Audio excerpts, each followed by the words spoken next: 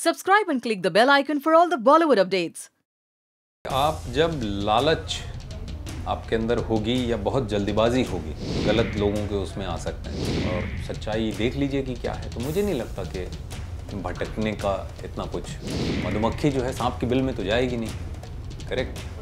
तो जो जहाँ से है, जैसे लोगों के बीच में है, उन लोगों के बीच में जो शहद बना रहे हैं वो वहीं जाएंगे। हर कोई बहुत मेहनत करता है। यहाँ जिन लोगों ने भी जो कुछ भी किया है और जो कर रहे हैं वो बहुत मेहनत करते हैं। बहुत सारे लोग मुंबई में एक्टर, डायरेक्टर, फिल्म इंडस्ट्री में आना चाहते हैं, लेकिन उनको कुछ पता नहीं होता कि वो कहाँ से शुरुआत करें, किसके पास जाए। तो एग्जैक्टली उनको स्टार्ट कैसे करना चाहिए? सबसे पहले मैं ये बोलूँगा कि आप एक अच्छी प्लानिंग ज़रूर करें, वो हेल्प करती है।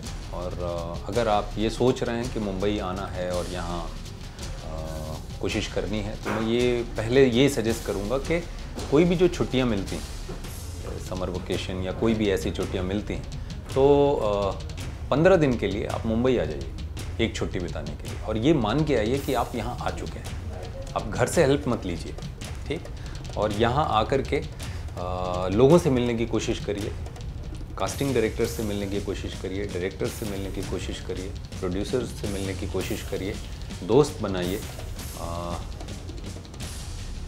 सारी चीज़ें जो एक एक्टर करता है, आप खुद से उन 15 दिनों में करने की कोशिश करिए और वो अनुभव लेकर के आप जाइए और सोचिए कि किस तरह की तैयारी करके मुंबई आना चाहिए।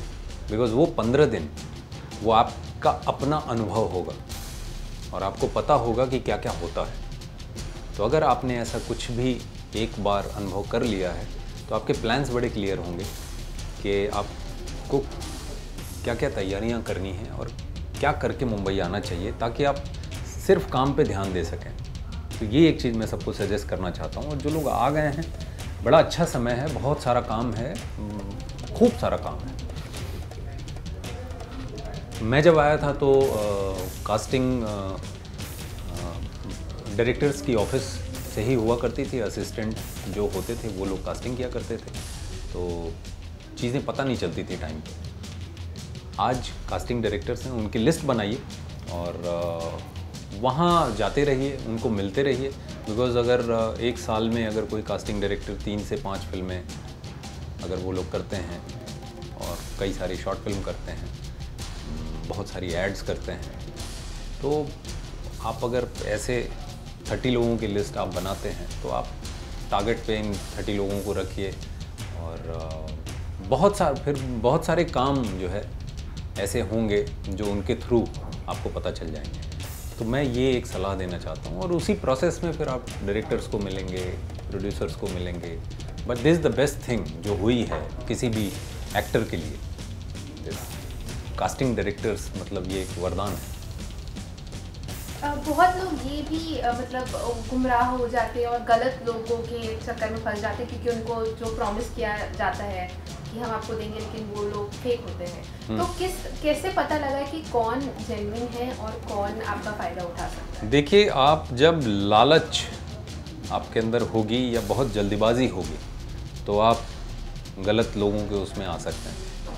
आप सोचिए, समझिए और देखिए जो भी व्यक्ति है वो किन लोगों से कनेक्टेड है और किस तरह का उन्होंने काम किया है। और आजकल तो फेसबुक से फ्रेंड सर्कल भी पता चल जाती है, तो थोड़ा पता कर लीजिए। तो चीज़ें अब आसान हैं। वैसा नहीं है कि कोई चीज़ आपको बताई जाए और आप उसको मान लें। आप उसको थोड़ा ठोकिए और सच्चाई देख लीजिए कि क्या है। तो मुझे नहीं लगता कि भटकने का इतना कुछ,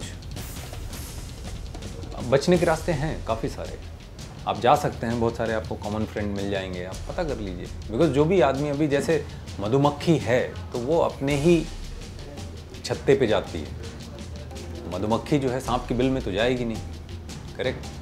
तो जो जहाँ से है, जैसे लोगों के बीच में है, उन लोगों के बीच में जो शहद बना रहे हैं वो वहीं जाएंगे। तो आप वो देख लीजिए कि कौन लोग कैसे हैं। जो लोग स्ट्रगल कर रहे हैं उनके लिए मुंबई में रहना और खुद के पैसे कमाना भी उतना इम्पोर्टेंट है। लेकिन जब आपके पास काम नहीं है, तो आप किस तरह से करें कि आप ऑडिशन भी ना मिस करें और कहीं ना कहीं आप अपना रोजी रोटी भी कमा लें। तो ये भी, क्योंकि हर किसी के पास इतना पैसा नहीं होता कि वो घर से मंगाए और अपने ऊपर हमेशा ही काम करते रहे फिल्मों में आने के लिए। कुछ नहीं, जो काम मिले, बहुत सारा काम है।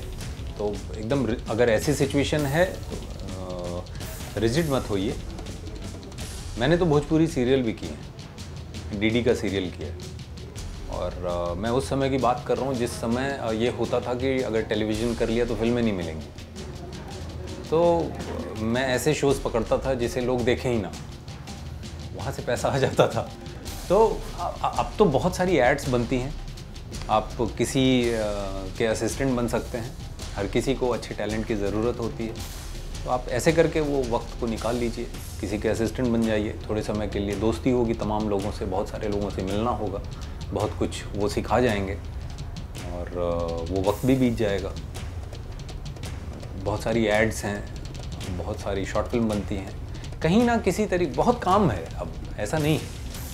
तो अगर आप बात सिर्फ सर्वाइवल की, अपने खर्चे मत बढ़ाइए बहुत ज़्यादा, जो बेसिक चीज़ें हैं उसको ध्यान में रखिए, तो वो वक्त भी निकल जाता है। ऑडिशन प्रोसेस में सबसे इम्पोर्टेंट चीज़ क्या होनी चाहिए, लाइक क्या एग्जैक्टली ऑडिशन में जाने से पहले किस तरह से प्रिपेयर करना चाहिए? मैं यही बोलूँगा कि ऑडिशन जब देने जाते हैं तो पूरी तैयारी के साथ चाहिए, और क्योंकि मैं ऑडिशन को एक ऐसा मौका मानता हूँ जो आपके लिए दरवाज़ा खोल सकता है।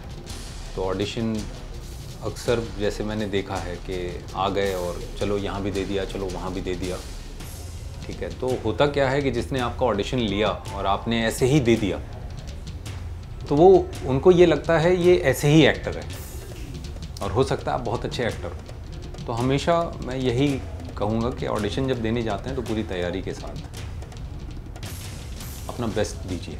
आखिरी क्वेश्चन, आजकल ये होता है कि आपकी टीम जो होती है एक्टर की वो जाती है फिल्म करने, तो कई लोगों को पहली फिल्म मिल जाती है, जैसा कार्तिक आर्यन ने बोला था कि उनको पहली फिल्म के बाद पता ही नहीं था क्या करना, हालांकि उनकी पहली फिल्म सक्सेसफुल हुई। तो अगर आपको पहली फिल्म मिल गई तो टिकने के लिए क्या करना चाहिए उसके बाद? मुझे तो पहली फिल्म के बाद भी कुछ नहीं, बहुत सारी चीज़ें होती हैं। हर किसी की अपनी जर्नी है, हर कोई बहुत मेहनत करता है। यहाँ जिन लोगों ने भी जो कुछ भी किया है और जो कर रहे हैं वो बहुत मेहनत करते हैं, बहुत मेहनत करते हैं। आप अगर उनके साथ रहें और वक्त बिताएं तो आपको पता चलेगा कि इतना सारा काम, इतनी सारी चीज़ें एक दिन में करना ही करना है। इसके लिए मैं यही बोलूँगा, हर किसी की अपनी जर्नी है। ऐसा नहीं है कि उनके साथ ऐसा हुआ तो आपके साथ भी ऐसा होगा, ऐसा नहीं है। हर किसी का अपना थंबप्रिंट है, हर किसी का अपना अनुभव होता है, हर किसी की अपनी जर्नी होती है। आपकी अपनी जर्नी होगी तो बस करते जाइए और आपका इंटेंशन करेक्ट होना चाहिए, और आप जिस चीज़ के लिए आए हैं उसके लिए ईमानदार रहिए। रास्ते तो खुद ब खुद मिल जाते हैं। क्योंकि मैं मेरा एग्जांपल जानता हूँ, मैं दूसरों को मैं क्या बोलूँ, मैं मेरा एग्जांपल जानता हूँ, वही शेयर कर सकता हूँ। मुझे नहीं पता था कि मैं जब 1999 2000 में आया था तो 2002 में जो हुआ वो मेरे साथ होगा, ये मुझे तब नहीं पता था, और ऐसे ही हमेशा होता रहा। लेकिन एक चीज़ हमेशा कॉमन थी कि मैं इस शहर में क्यों आया हूँ, ये साफ था। ये 99 2000 में भी साफ था और ये आज 2018 में भी साफ। ये चीज़ मेरे लिए मुझे लगता है सबसे ज़्यादा ज़रूरी है कि आप क्यों आए। बाकी तो ठीक है, बाकी तो आज कुछ होगा, कल कुछ होगा, परसों कुछ होगा, सुबह कुछ होगा, शाम को कुछ होगा, वो सब चीज़ें होती रहेंगी। लेकिन वो जो कोर में जो चीज़ होती है वो क्लियर होनी चाहिए। थैंक यू सो मच हमसे बात करने। Thank you.